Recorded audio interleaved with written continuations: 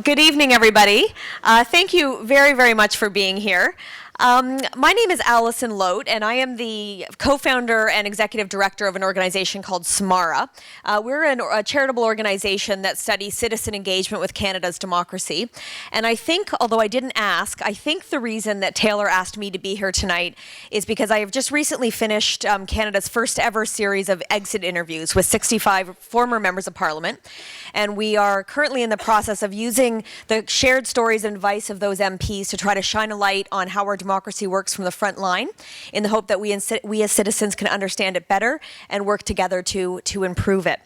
So I'm thrilled to be here and thrilled to welcome you both to Toronto, for those of you who aren't from here, and to Democracy Boot Camp. It is a real privilege to support the work of Student Vote.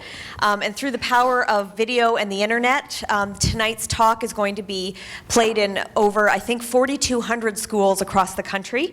And this is the current number of schools who are participating in parallel elections in this federal election, which is terrific. So thank you to Student Vote, to all the teachers here today from across Ontario, and to all the teachers and students across the country who are participating in this extremely important exercise for the future of our democracy. And so democracy, that wonderful elusive term that the four of you anyway are experiencing firsthand right now. What does this mean? So, read the works of one English philosopher who said, democracy is a process by which people are free to choose the man, or the woman, I suppose, although it's always more fun to blame the men, free to choose the man who will get the blame. So not the best way to think about it. The second one is in the words of an American writer who said, to make democracy work, we must be participants and not simply observers. One who does not vote does not have the right to complain. So in that spirit, I would like to welcome and thank four people who really can complain all they want. Very, very important participants in the democracy of this country, and who've had the courage to put themselves forward as candidates in this election. Brave enough, I suppose, to be blamed. So please join me, if you will, in welcoming Rebecca Harrison from the Green Party, Rick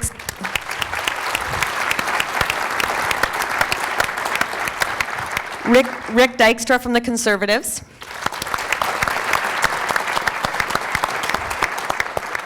Peggy Nash from the NDP, and Bob Ray from the Liberals.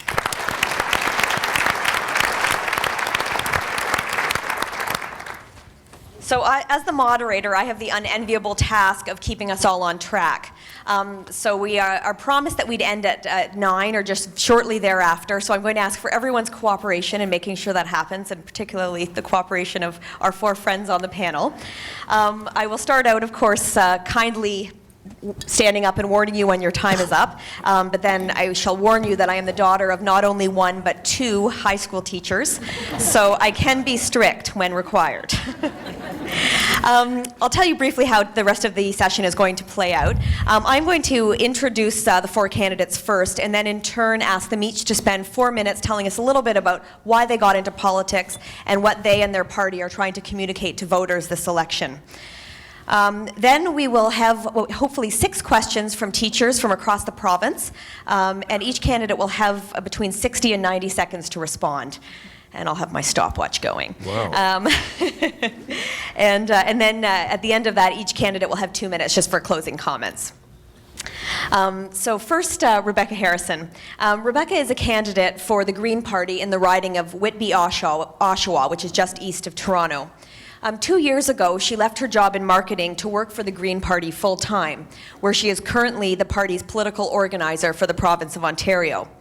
She's an advocate for social justice and women's issues, and she's the poverty elimination and status of women critic in the Green Party's shadow cabinet, and she lives in Whitby.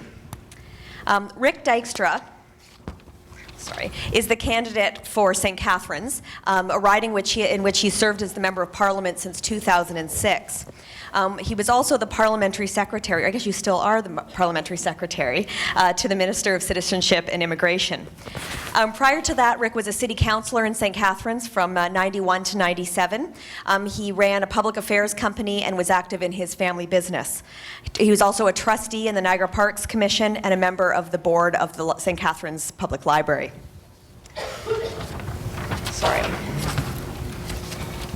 Next is Peggy Nash, who is the candidate for the NDPs in Parkdale High Park, which is just in the west end of Toronto, where she served also as the Member of Parliament from 2006 to 2008. She's a negotiator for the Canadian Auto Workers, where she was, I understand, the first female negotiator responsible for 2 major American auto negotiations. She's also been active in monitoring elections, both in the Ukraine and in South Africa, and has been an extremely passionate advocate for many community issues more closer to home. She's received many awards for her service, including in 2009, the YWCA Woman of Distinction Award. And then finally, last, we'll hear from Bob Ray, who is the candidate for the Liberal Party in Toronto Centre, which is in central Toronto. He's been the Member of Parliament there since 2008. He also served as the Foreign Affairs critic for the Liberal Party. His record of public service is extensive, and I'll try to briefly touch on a few of the highlights here. He served for 5 years as the Premier of the Province of Ontario. He was an advisor to a strategic review panel for higher education in Ontario, to the Red Cross, to the governments of Sri Lanka, Iraq, and Sudan, and also on the Air India bombing. He is the author of 4 books, most recently, Exporting Democracy, The Risks and Rewards of Pursuing a Good Idea. So please join me again in thanking our panelists.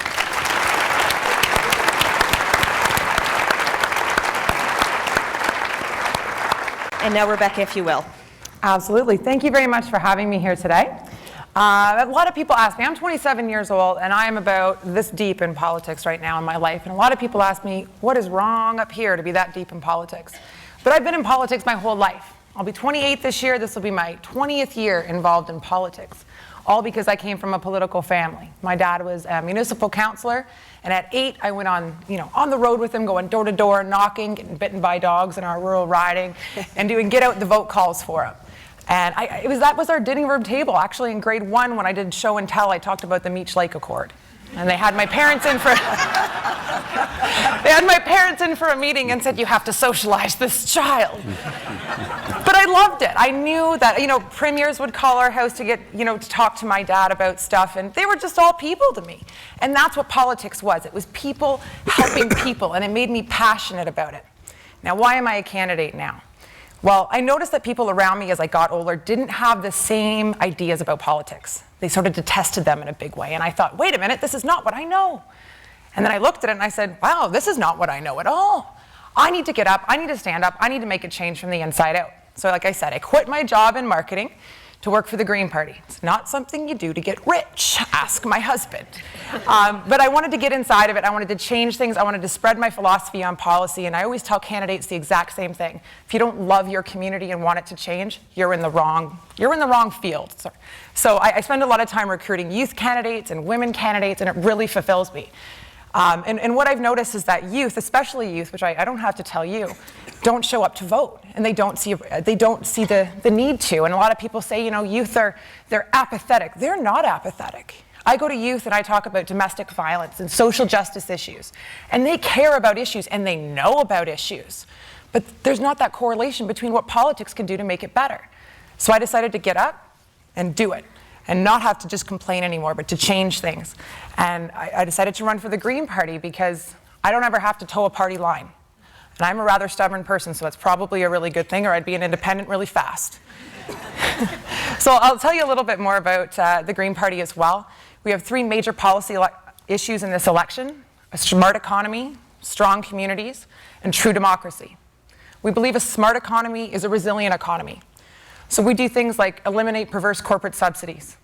We roll back corporate tax rates so that Canada remains competitive on the world stage, but we can maintain our tax revenue to invest in pensions, to invest in healthcare, and create a national pharmacare plan, which makes Canada a more attractive place to bring jobs.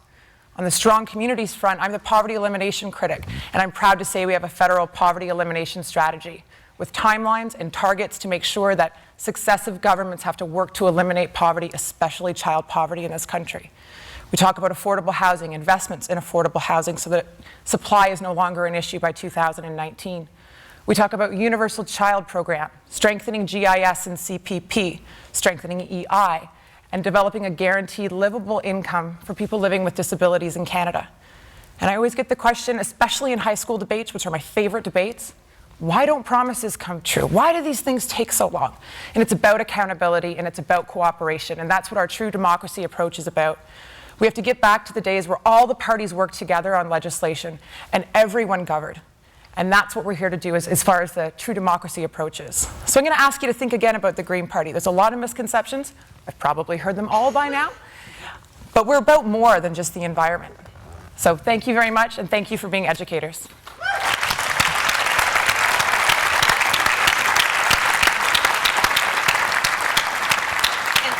And thank you for being on time. Rick, please. Well, thank you. That was as good as introduction as I've heard from a Green Party candidate in a long time. So I really appreciate that. That was great. It's funny when I think back about how I got involved in politics. The one thing that comes immediately to my mind is it's probably about 13, maybe 14 years old, and in front of my home, I watched a car drive by, and the car stopped, trunk opened, and out of the trunk came 2 lawn signs. And they were for a municipal campaign. They went up on the house right across the street from me, and they went up across the street next to them.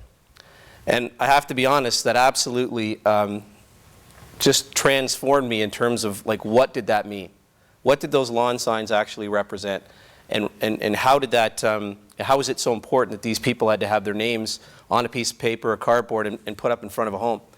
And there was a municipal election. I found out who the individual was, actually went to their office, helped them out, put some, stuffed some envelopes, and went in one of those cars and put some lawn signs up and saw that individual actually get elected. And followed that individual's career for the next few years at City Council and realized within a matter of years how easy of a process it is to be involved in politics in this country. From watching a lawn sign be inserted across the street from me to running for City Council when I was 25 years old in 1991, getting elected, serving there for a couple of terms, then having the opportunity to work at Queen's Park for 5 years as a staff person, and then actually finding out that I still had an interest in running in politics and running as a member of the Conservative Party in St. Catharines in the 2006 election. And, you know, when people ask me about, you know, how did you, especially Calvin Art's here, teacher from St. Catharines, and he has me into his classroom each and every year to talk to the grade 10 students. And all of, you know, I can speak there for 15 or 20 minutes, and I can tell, just looking at the classroom, which 1, 2, or 3 individuals are captivated by this in that same sort of way. So, you know, I take heart that in every classroom I walk into, and every one that I walk out of, there is always a couple of kids who find what you're talking about fascinating and become interested in it. And, you know, when I sort of look back on that from a young person's perspective, I thought, geez, like, I thought I would be a lot more interested, and I was involved in sports and all that through high school. You know, I kept my politics secret. I didn't tell anybody that I was actually involved because I wasn't sure how, you know, it would imply itself upon all my buddies at school, only to find out that it's a fascinating part of Canada to be involved in, because you can do so little at the beginning to become so involved in this process and have an influence on it. And, you know, as a conservative, you know, we actually believe in, I think, 3 fundamental things that are important. One is individual responsibility. The second is to ensure that we do not have large government, that we have a smaller government that allows individuals to express themselves and actually grow in that capacity. And the other is to have fiscal management in the same way that we would have fiscal management within our own homes. And I think that, you know, breeds compassion, it breeds thoughtfulness, and it breeds, I think, what you know, our party has stood for over the last 5.5 years in terms of working through this economic recession, about putting forward a platform that has Canada on the center and front stage in terms of where we are with our economy and how many people we've been able to keep working, and to make sure that we're not just helping those at the very top of the scale, we're helping those that need it the most, that may be closer to the bottom of the scale. So I appreciate the opportunity to be here, and I really look forward to speaking here this evening. It feels great. Thank you. Thank you. 2 for 2 on time. Peggy, please. Thanks very much. And I've been out speaking a lot, and I'm starting to lose my voice, but I'm very happy to be here this evening because I think what you're doing is so important here at Student Vote, because I do meet, as I go door to door, a lot of young people, young adults who can vote and aren't necessarily engaged in the electoral process. And I have to say, I identify with that. Unlike, I think, everyone else on the panel, I came to electoral politics and running in electoral politics fairly late in my life. My parents, I think, instilled in me as newcomers to Canada a sense of if you see a problem, find a solution, try to get something done about it, and a basic sense of fairness. And that translated into my workplace. I got involved in my union, and I got involved in my community in human rights issues, the women's movement, anti-poverty work. And I think a lot of my working life was about combining workplace issues and issues in the community. So when I was in negotiations, I tried to negotiate programs to help women who were facing violence or families who needed childcare. We bargained one of the first agreements for same-sex couples to enjoy health benefits. And it was only later that I really began to see that you can be involved in the community and you can advocate for a lot of things, but that it really does matter who is elected and who has a vote, just as it mattered when I was in negotiations, who was actually involved in negotiations. It matters who is elected, who has a seat in Parliament, who gets to vote and make decisions. And I think what motivated me was in the 1990s seeing a lot of changes that I felt were negative in our society, a lot of cuts that took place. I felt our city was declining, our programs, our social programs were being cut back, and just this sense of responsibility. If you see a problem, get involved and try to fix it. And a couple of people inspired me to think about running, and so I got involved in the political process.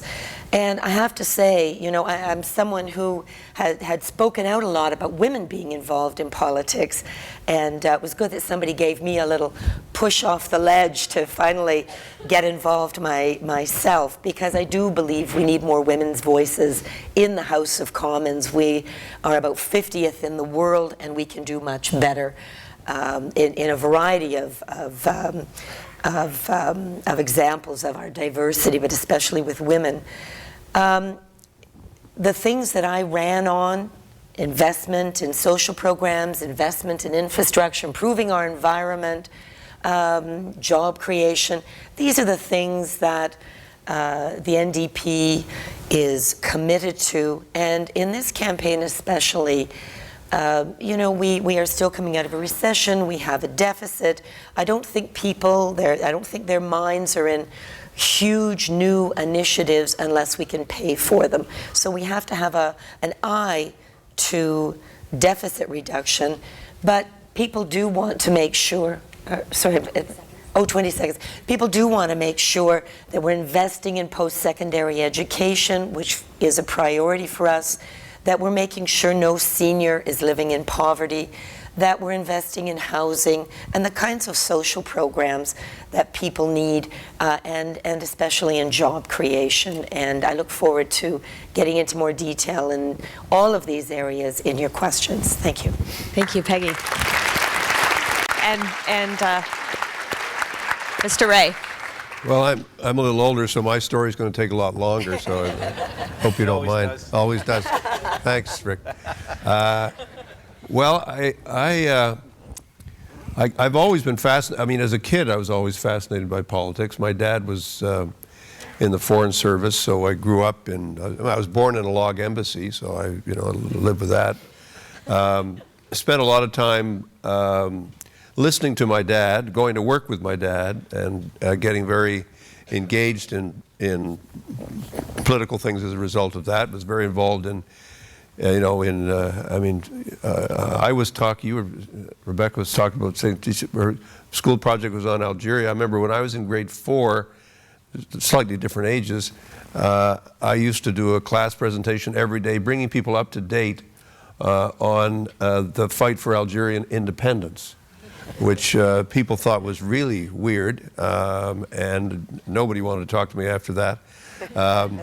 I was in high school very active in debating and very active in student politics and student stuff, carried on the same way in university, and then got involved in community action when I was out of university at a housing and legal aid center.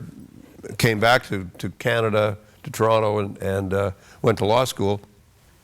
Got involved working with the United Steelworkers, which is a wonderful experience, and then started doing a lot of legal aid in the East End of Toronto. And the guy who'd been the MP phoned me up one night and said, "I've just been made a judge, and would you like to think about running for the nomination?" So I did at a fairly young age, and found that really it was a wonderful way to combine. I mean, being an MP, what I really love about it, and I'm back at it now after having been away for quite a time, is that you're able to combine, going in, listening to people, hearing about their problems, listening to how people are actually living, what the challenges that they're facing, the situations they find themselves in. And then, being in Ottawa and dealing with sort of, the national political scene and trying to put it in some perspective, and now even more and more in my work doing the international stuff that I do. I also think it's very important to realize that politics is not all about elections. It's not just electoral.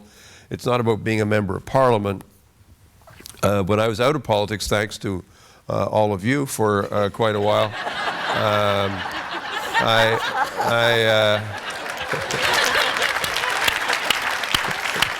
well, I want to thank you. You named a day after me, so it's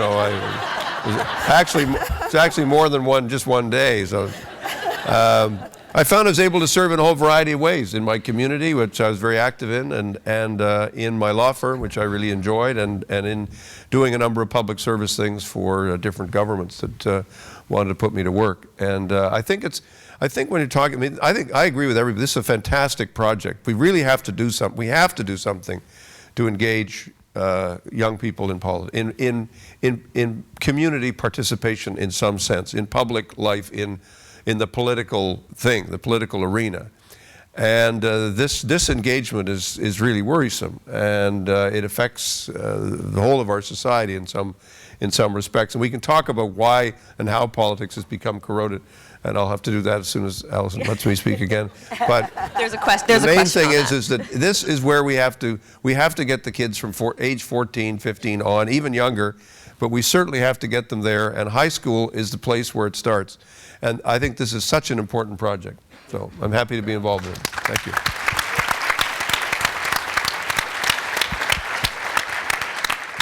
Thank you. And we now, and thank you for everyone for staying exactly on time. Our first question is from Cheris Kelso from Toronto. And then next up will be Dawn from Hamilton. I don't know if this is on. I'll start by saying thank you to all of you for coming tonight. Taxpayers are paying $84.4 million a day on federal debt interest.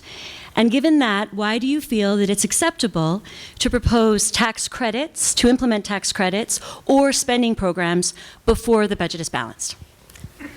And maybe we'll go in reverse order. And short and sweet, please.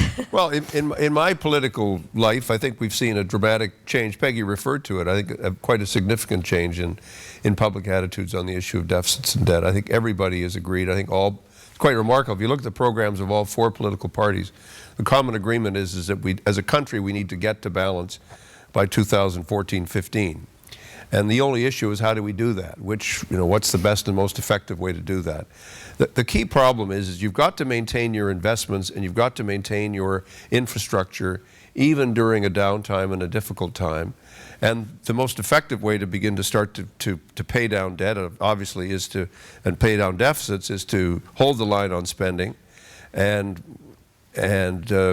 keep the economy growing so that you've got enough coming in that eventually you're going to be able to hit a balanced situation.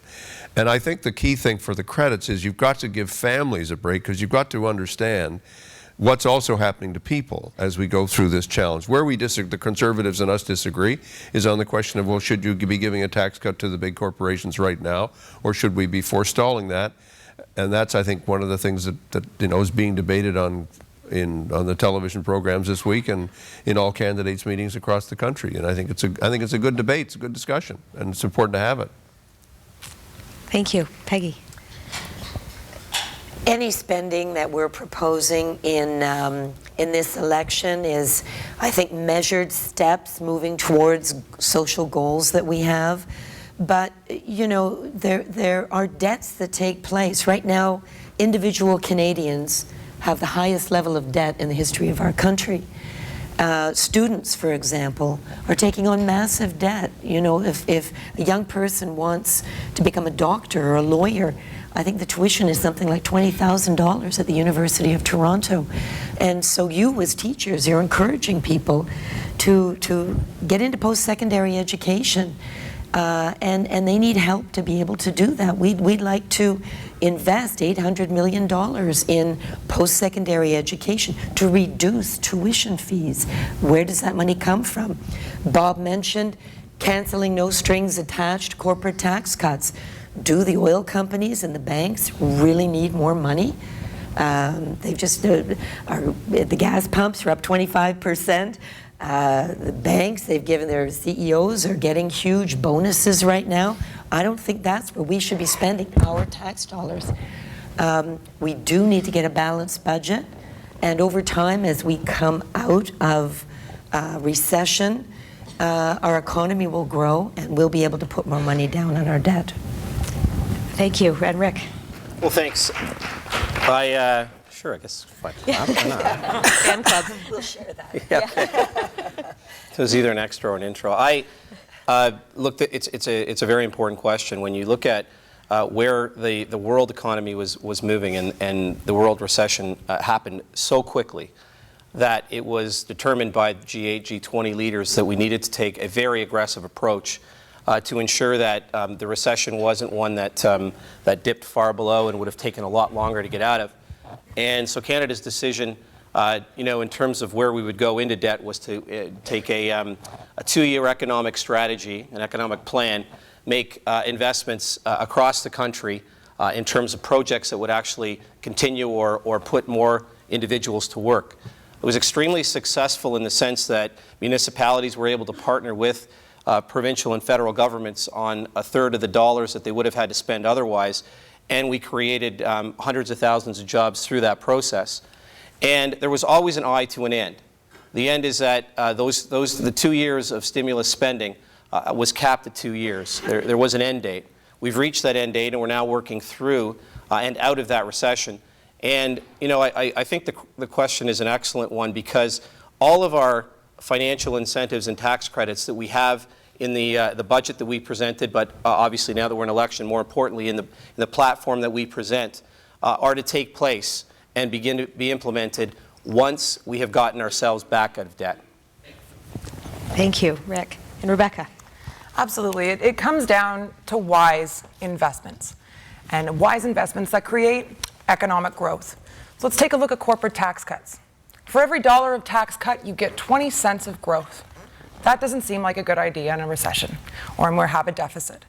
What I would rather see is social spending and infrastructure spending. Studies show that you get $1.50 of growth for every dollar spent on infrastructure. You get $1.40 of growth for social expenditures. When we talk about municipalities, Canadian Federation of Municipalities estimates that their infrastructure deficit is $300 billion. Nearly $300 billion, roads, bridges, schools, hospitals. Why are we giving tax cuts to corporations who are not responsible for fixing that deficit? We should be giving it to municipalities where you see the largest growth for your dollar. We need to be putting it into social spending to help people. Low-income families are disproportionately affected by deficits and recessions. That's where our money should be going. That is the most sound investment that we can make with that money. Thank you.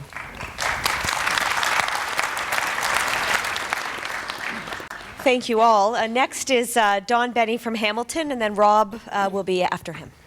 Okay, since budget issues are the most common causes for government to lose confidence in the House, should your party not win enough seats to form a majority government on May 2nd, what aspects of your platform that relate to budget would you be willing to compromise on, or which aspects of the platforms of the other parties would you be willing to consider adopting? Can you tell we have teachers in the room? Who wants to start with that one? Peggy? You laughed the most. Well, as a negotiator, I tend to reach out right away to a question like that. We've been really clear that whatever the makeup of the House of Commons after the election, we will work with other parties to try to achieve as much of our platform goals as possible. I mean, we don't want to wait until we have no debt, for example, before we try to take seniors out of poverty. We don't want to wait before we invest in education. We don't want to wait before we invest in transit. So we have a number of priorities that we've laid out. We don't want to wait to try to fix Ottawa and build a more cooperative approach where parties do work together.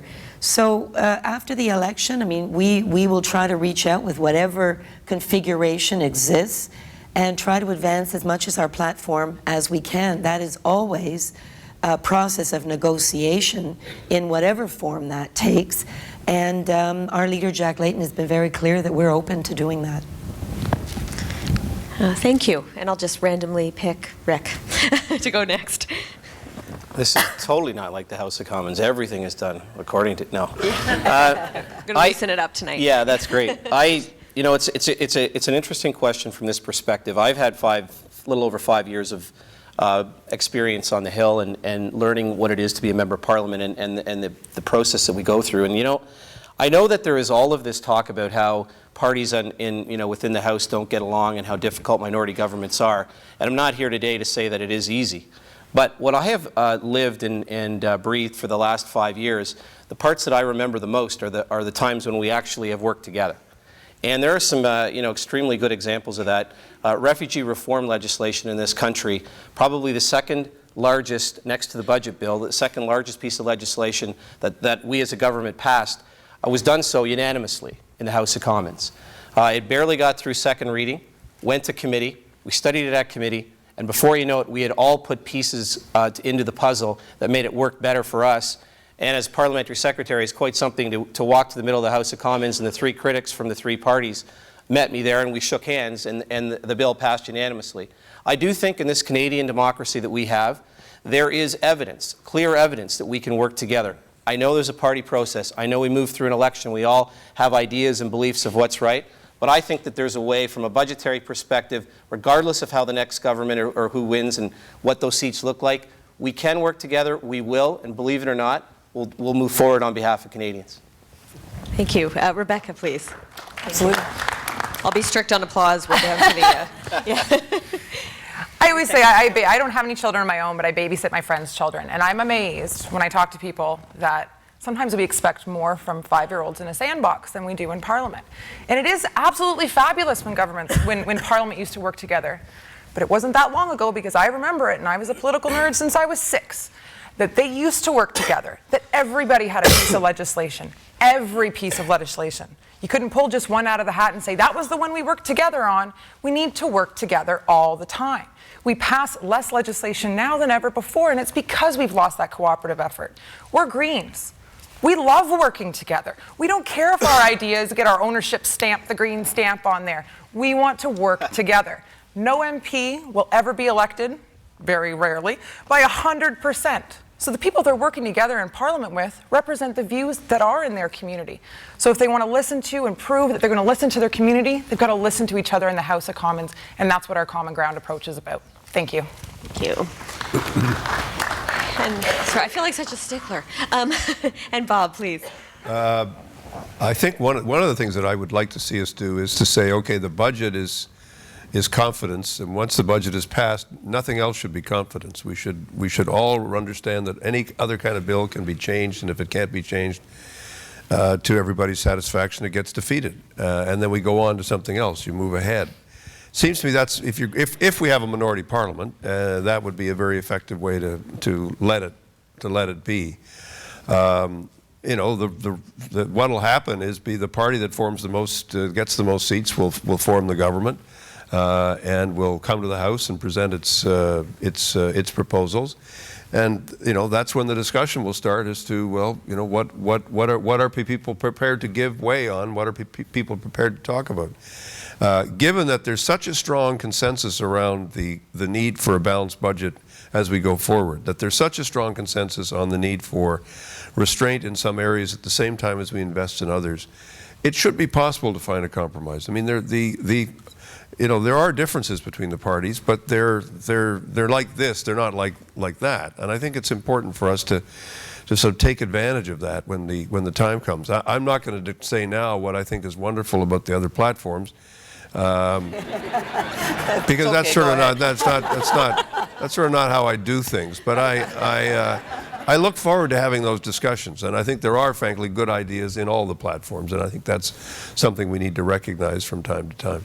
Thank you. And next we have Rob Brome from Alexandria, Ontario, followed by Peggy McDonald. Thank you. Thank you very much. Thank you, representatives, for having the courage to come out this evening. I'd just like to preface this by saying that when I found out that we were having the opportunity to ask questions, I powwowed with the family. And my 15-year-old daughter got the vote as the question, so here it goes. For numerous years, Canada was ranked #1 in the United Nations Quality of Life Index. As of 2010, Canada was ranked 8th overall, behind our neighbors, the U.S., who are ranked in the top 5. As political leaders in our country, how do you explain our drop, and how do you plan on regaining the quality of life our country once had? Ouch, yeah. Good luck. Another easy one. Rebecca, would you like to start, please? Absolutely. There's an economist whose name is John Hallowell. And what he does is actually study the economics of well-being. He visited Western European countries, he visited North American companies, and he saw this proportional shift when it came to income gap in countries. We have a very large and growing income gap in this country. And compared to Western European countries, they don't have that. And actually their quality of well-being, their level of well-being is much, much higher.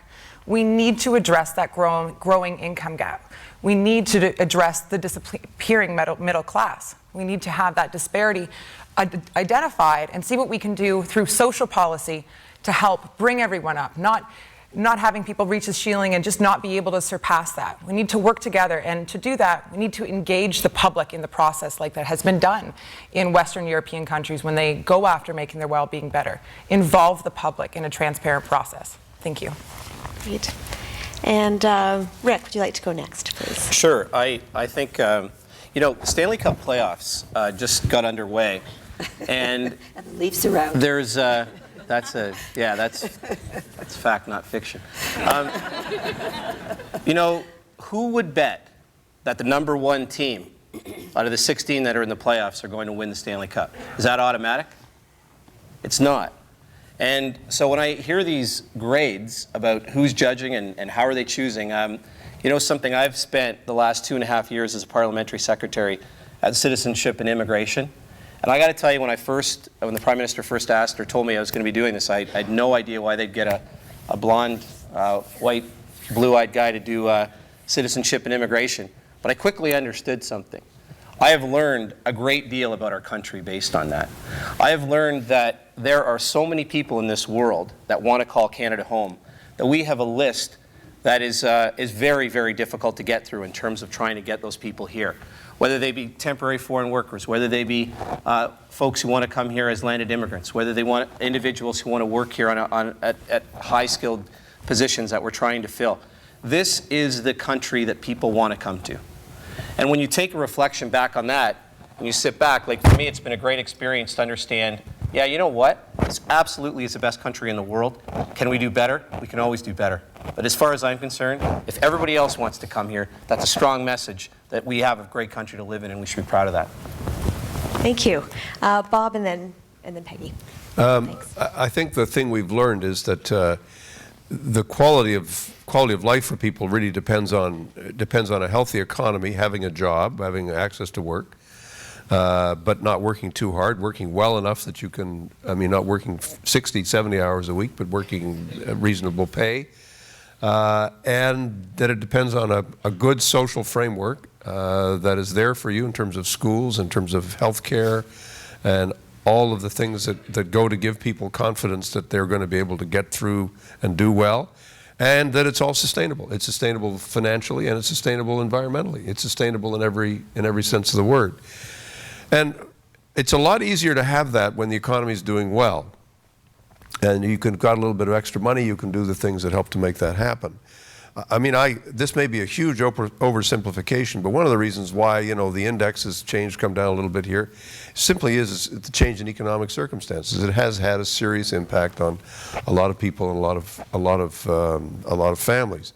And it is, I think, that's why the focus on prosperity is an important shared agenda for Canada. But it does require this balance. If you cut too much here, you're not going to get to the kind of well-being that you need and want to get to. The thing that's great is we have actually been able to get these these measurements much better, much more carefully done than ever before. We do know that some ideological excesses on all sides take away from the ability to get to where you need to get to on this common approach to well-being. Thank you. And Peggy. First of all, I want to thank the questioner, and who says kids aren't engaged in politics. I thought that was a terrific question. Secondly, I have to say I agree with everything my colleagues have said. There's a recent study, maybe this is the same one you're thinking of in Britain, where with growing inequality, even wealthier people have a poorer quality of life. And so that we know, and we can see it in countries around the world, that less inequality produces a more cohesive society, and everyone does better. I think one area we have fallen down in, especially in addition to growing inequality, and obviously the recession is part of that, is our inattention to a growing problem with greenhouse gas emissions. And I just think we really, as a country, need to do much better on environmental issues. But lastly, I do want to say, I think Canada is an amazing place. I speak to people every day who are very happy that they are here. Yes, we've got lots of problems. Newcomers wish that when they came, we did a better job of recognizing their credentials, and that it was easier to get a start here in Canada. But we still have one of the best countries in the world, and I think we just we need to keep trying to do better. Thank you. Thank you. And I'll allow that 20 seconds of clapping. And Peggy MacDonald, please, from London, followed by Jody. Thank you. In 1989, the House of Commons unanimously resolved to seek to achieve the goal of eliminating poverty among Canadian children by the year 2000. Now, statistics currently available show that 1 million children, or almost 1 in 9, still live in poverty in Canada. And this figure doesn't include the shameful situation of First Nations communities, where 1 in every 4 children is growing up in poverty. And as educators, of course, we clearly see that this poverty negatively affects children's health, educational success, and simply their overall happiness, their well-being. Are each of the parties prepared to adopt recommendations made by a potential House of Commons committee to immediately commit to an action plan to reduce poverty in this country? So I'd like to hear about an action plan to reduce poverty. Thank you. And Mr. Ray, if you'd like to begin, please. Well, I think the resolution was great, but the trouble is that it wasn't it didn't have a program or a plan attached to it. And the other problem, of course, is that, as I recall, there was a big recession started in 1990, which then drove what governments were able to do over the better part of a decade. And we fell way behind. You have to have a plan that is sustainable through good times and bad, and the plan does have to deal with poverty, and it does have to deal with inequality. Part of the problem is that we have not yet sufficiently agreed as a political society that we actually want to do something about this. We did it for seniors for a period of time. With the GIS and other measures that are taken in terms of affordable housing, other things, we've actually managed to reduce quite substantially, all governments working provincially, federally, poverty among seniors. We have not addressed it among young people, among kids and families, and we certainly haven't addressed it among Aboriginal people. And I just want to say on that subject, I really believe this is the great challenge of our country that we have not faced up to and that we have to face up to. It is the civil rights issue of our time, right across the country. Whether you're talking about crime, whether you're talking about housing, talking about education, talking about health care, everything you're talking about, we are not doing justice, and we are not seeing justice for the First Nations peoples of Canada. It's something we really have to work on.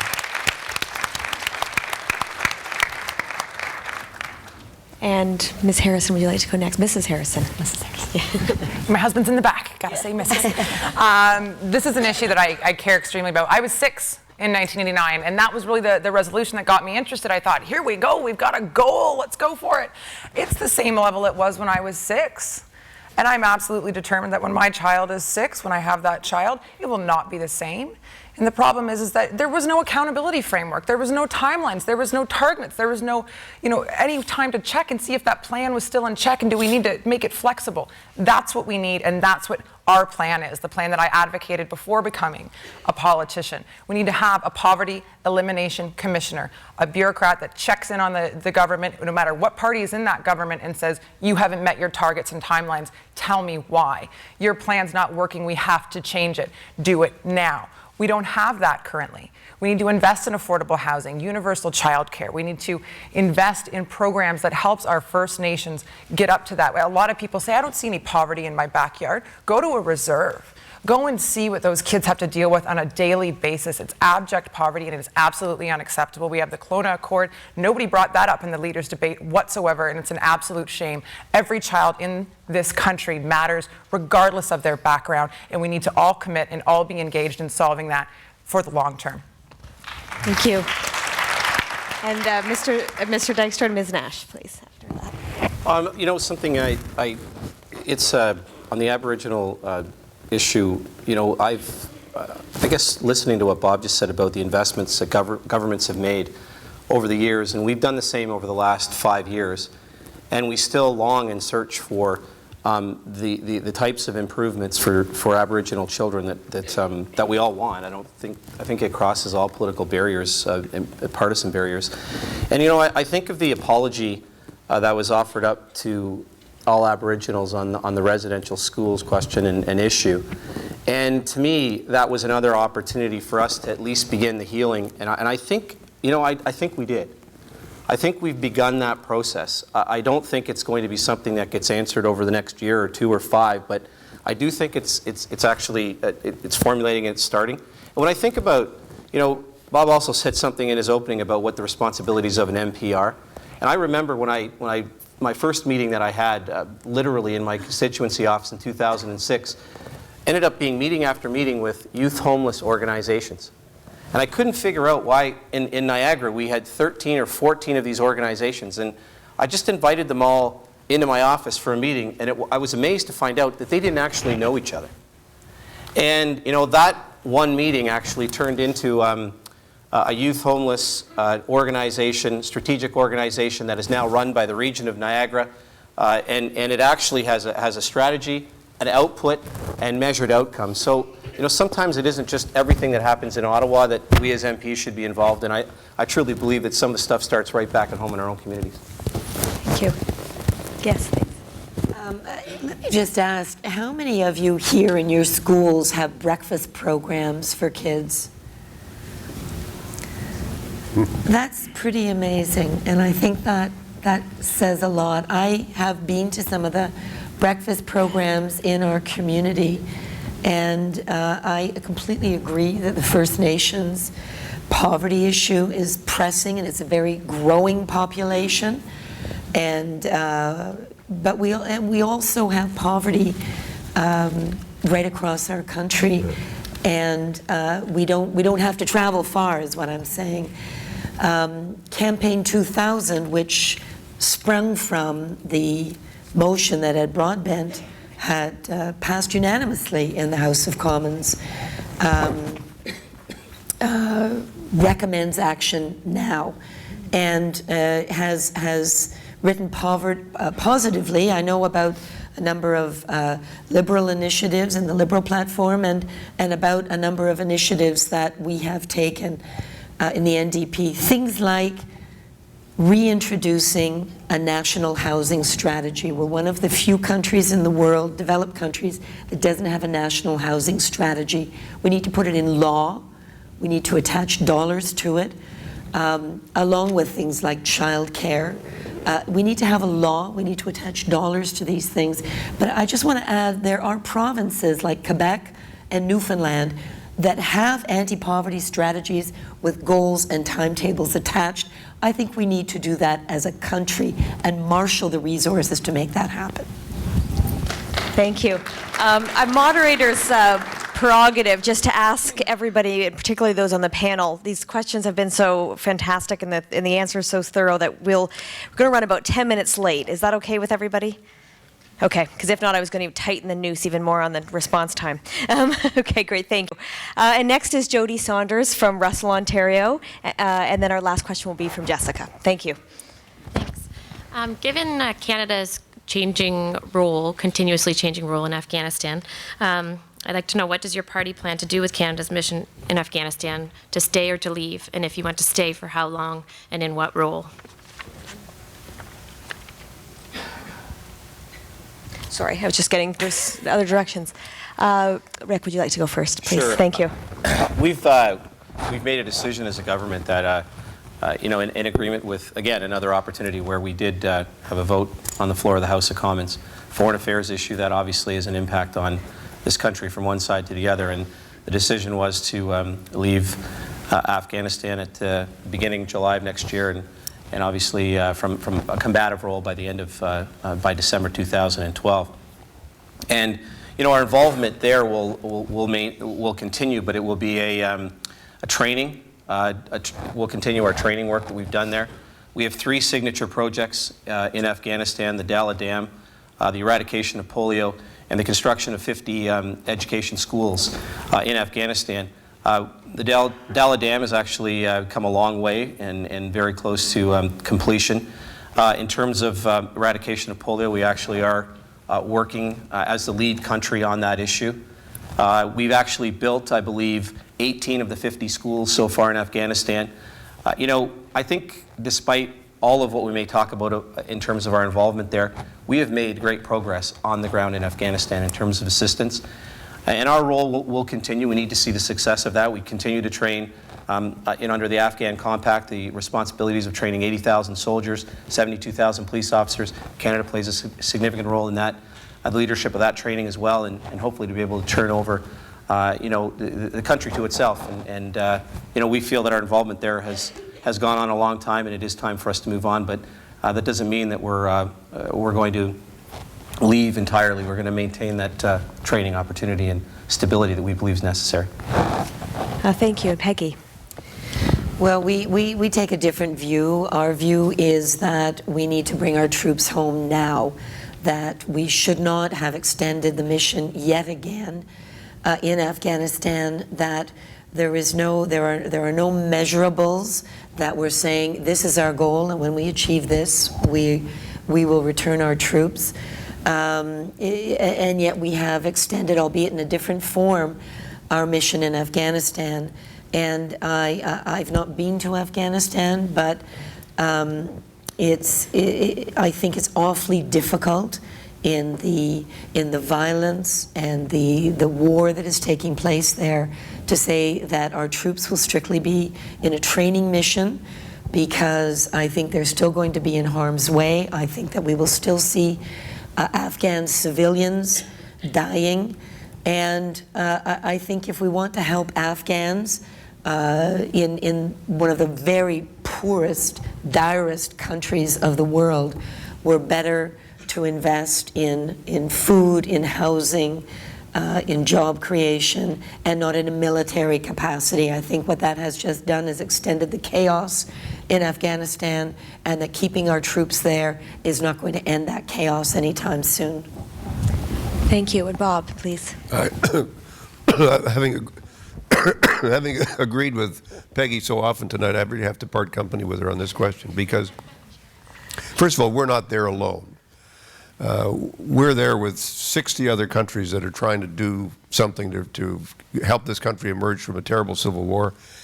We have a major issues between Afghanistan and Pakistan on the border. We have, it's a complicated situation. It's a difficult one.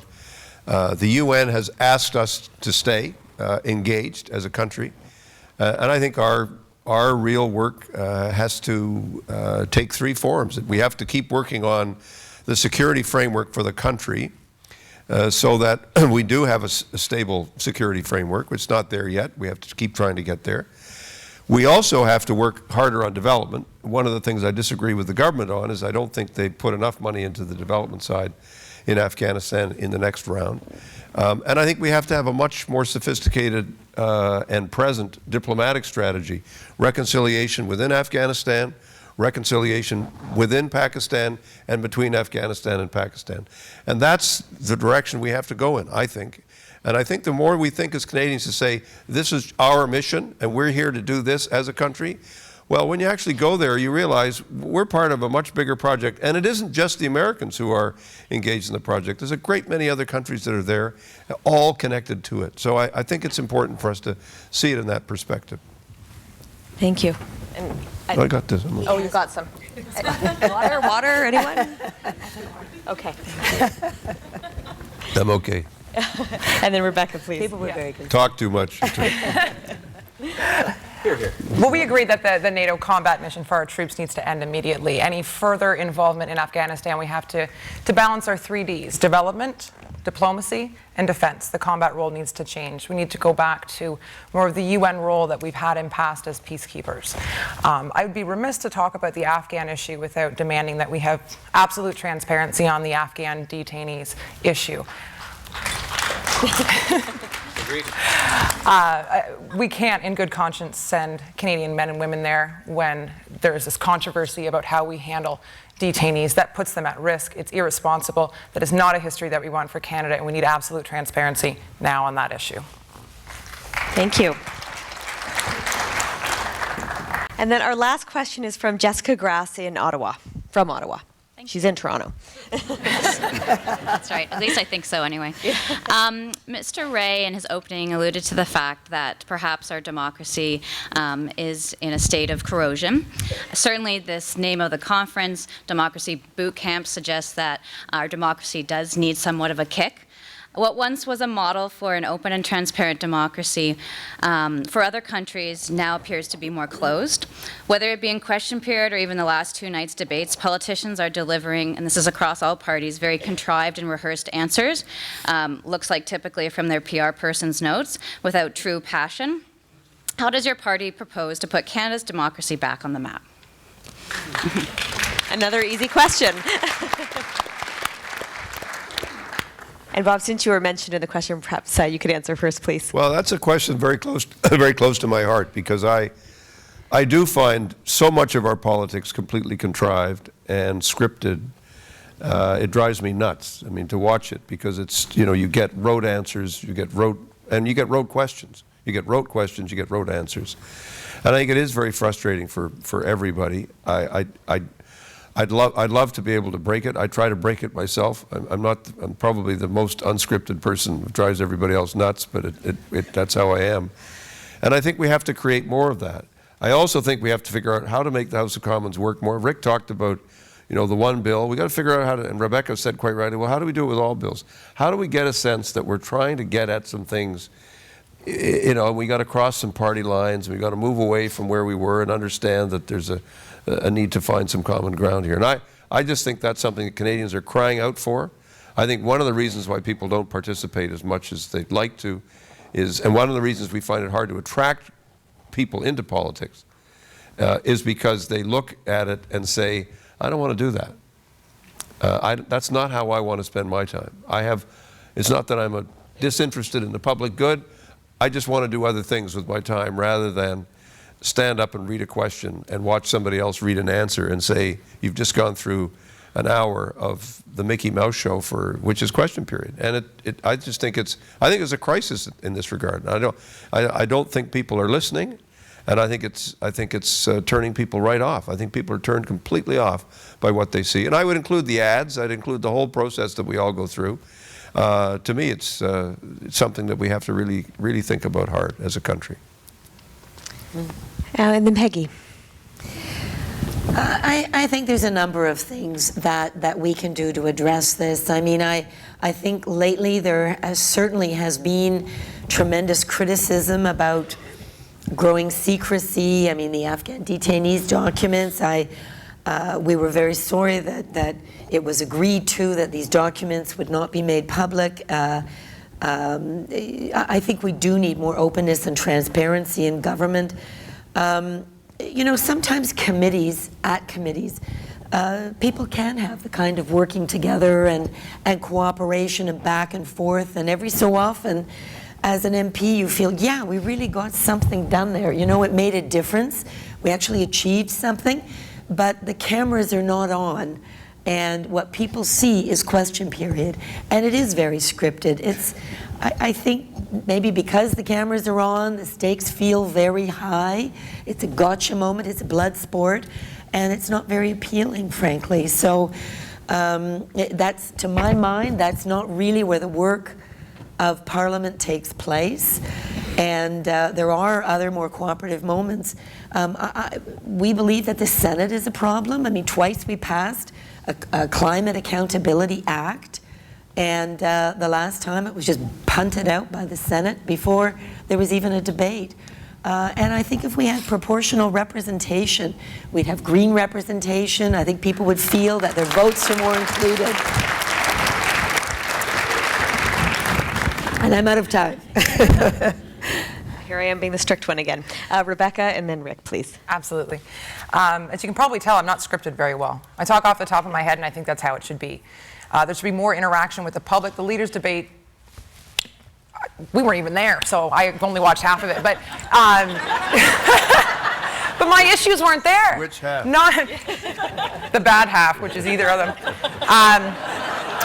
To be quite honest. No one got a call in to ask a question. Aboriginal issues weren't there. Women's rights issues weren't there. Poverty elimination issues just weren't there. Nothing for me was there. And when I watch the House of Commons, I can't help but be upset.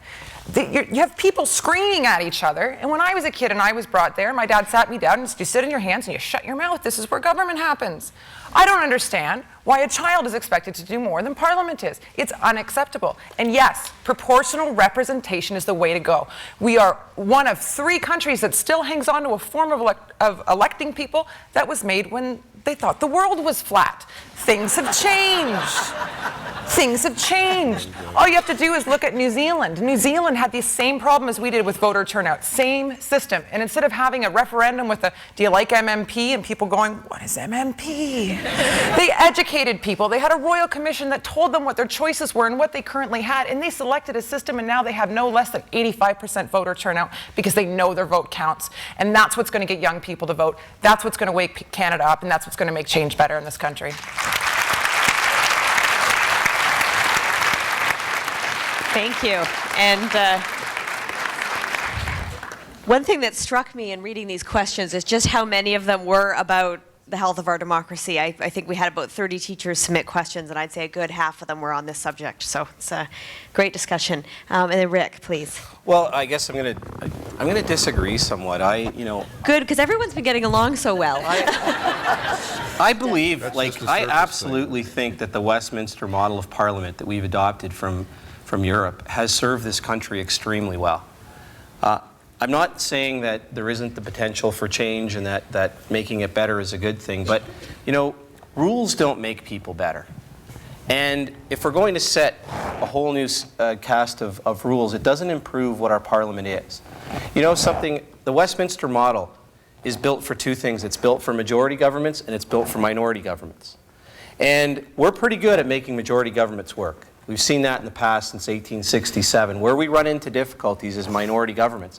It's because we're a young country, and quite frankly, we haven't really learned how to deal with them, because the opposition believes their job is to say no to everything the government does, and the government believes it's their job to pass everything that they move forward as legislation. And we've spent 7 years now with minority governments, and I actually think, I hope we win a majority, don't get me wrong, but I actually believe that we are on the edge of learning and redistinguishing ourselves with respect to how Parliament is going to work. And I see it every day at committee. I sit on the second row, I don't sit in the front row, I'm not a cabinet minister, I'm not the prime minister. I get a chance to work on committee, and I think it is the thing that has taught me the most about how our federal process works. I cannot tell you, in the 5 years that I've been there are far more successes that I'm happy to put my name beside and be proud of than I am of failures. Is question period, yes, but Peggy just said it. It's 45 minutes out of the day. The jobs that we have here, like yours, are more than just 6 or 7 hours a day. You do this job all the time. You're forever trying to... The two people sitting beside me, I know Bob and I are diametrically opposed on almost everything, but you know something? Him and I have learned... I never knew.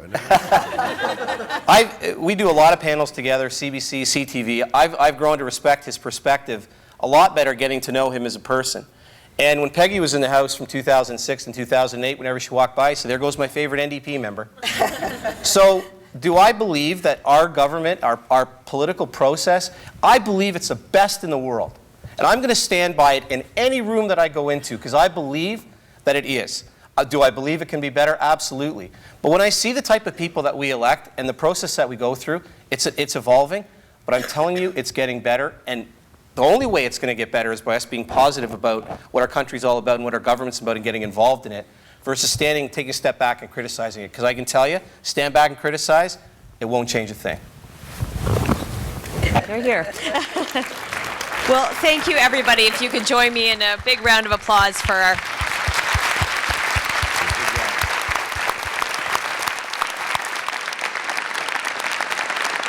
Well, it was a terrific bunch of questions and a really wonderful set of answers. So thank you, everybody, very, very much for that. What I'd like to do before I turn the mic over to Taylor to thank everybody and tell us what to do next is just to ask each candidate, if they could, for about a minute or so, just provide some summary comments and observations before I turn over the mic to Taylor. And who would like to begin? I can't even remember who I've picked on. Peggy, why don't I pick on you first? The one thing you learn in politics is that you've got to be ready to go. I just want to say thank you for hosting Student Vote, and thank you to all of you for being participants. Your students are so lucky that you care enough to be here and that you're part of the political process, because yes, question period is a piece of the political process, but all candidates meetings, talking with constituents, going door to door, teachers working with students and inspiring them to get involved in the political process is also part of our democracy. And every young student that you inspire to question a member of parliament or a candidate when they come to the doorstep, saying, what are you going to do about the environment, or how are you going to end poverty? You change that person's life because they've participated in the political process. I had the opportunity a couple of years ago to speak in a Montreal nightclub at an event for Apathy is Boring. And Apathy is Boring is an amazing organization aimed at young people, a bit older than the ones that you're working with, trying to inspire young people to get engaged in the political process. And I think I was fitted in between some band that I'd never heard of and a comedian, and so I'm up there as the politician. And I thought it was a great, why did you go to the bank? Because that's where the money was. Why did you go to the nightclub? Because that's where the youth were. And you are going where young people are, and you have the ability to change our democracy for a generation. So thank you very much for your inspiring work. I'm so glad to be here this evening. Thank you. And next, Rebecca Harrison. As you probably know, 37% of 18 to 25-year-olds went out to vote. As you probably also know, if you don't vote in that first bracket, you probably don't vote for the rest of your life. So if we keep this up, about 20 years from now, we're going to have an absolute voter turnout crisis in this country. So thank you very much for what you're doing. And I want to speak for youth as more than voters, because that's the thing I always don't like is give us your vote. I want more from youth, just like you guys want more from youth. I was given every opportunity in the Green Party. You want to be on shadow cabinet? What do you got? Oh, you're on shadow cabinet. I'm here tonight. Elizabeth May couldn't make it, so they called me, a 27-year-old with 1-inch holes in her ears. That's awesome. And that's the kind of stuff that gets youth involved. I remember when I first got these holes in my ears, I said to my history teacher at Ingersoll District Collegiate Institute, I'm never going to be a politician. And they said, why? Why should anything you look at replace the content of your character, replace what you have to say? And it was a teacher that inspired me to go, that's right, what I say matters, what I do matters, and what I care about matters. So thank you for being those teachers and inspiring your students, because they are our future. It's not just cliche. They are the people that are going to stand up here. The decisions we make today are going to affect them, and they have to be involved in those decisions. Thank you so much. Thank you. And Rick Dykstra, please. I really do thank you for inviting me to be here today. Every opportunity to be involved in any situation like this is a learning opportunity, and I certainly take from this a couple of things that I'm going to utilize over the next 19 days, and in a very positive way, But I do congratulate you for being here. I truly believe. I try to stress this whenever I get opportunities. I think next to citizenship ceremonies, I think the next best opportunity that I get to do is get invited to speak, whether it's high school or grade school students, about what happens in Ottawa and what I do for a living. And it's when I step back and think about that, you get to do that like every day. And I think that's pretty amazing, because you get to play a role in shaping the lives of those who are going to be sitting up here in about maybe 20 or 30 years. And, I actually don't think it's wrong to encourage at all for students to be politically active. And, by that I say, when I leave a classroom, I don't say, well, you should only help the Conservative Party of Canada. I certainly welcome them with open arms if they want to, but if there are other parties that they want to get involved in, but just the opportunity to play that role at a young age is an eye-opening experience from a local community perspective. So that's part of what you can encourage. I would certainly ask that you do that. And this is I got to tell you, this is the most interesting panel I've been involved in ever during an election campaign. So thank you very much. Well, cheers. And Bob Ray, please. I think it's not just about voting, and it's not just about participating in an election. For me, the thing that we I think need to develop again is the sense that our schools are really incredible laboratories of culture, of bringing people together, of integration. It's where people come. It's where the kids come. And we have become a very complicated society, and we have become a society with lots of different kinds of people.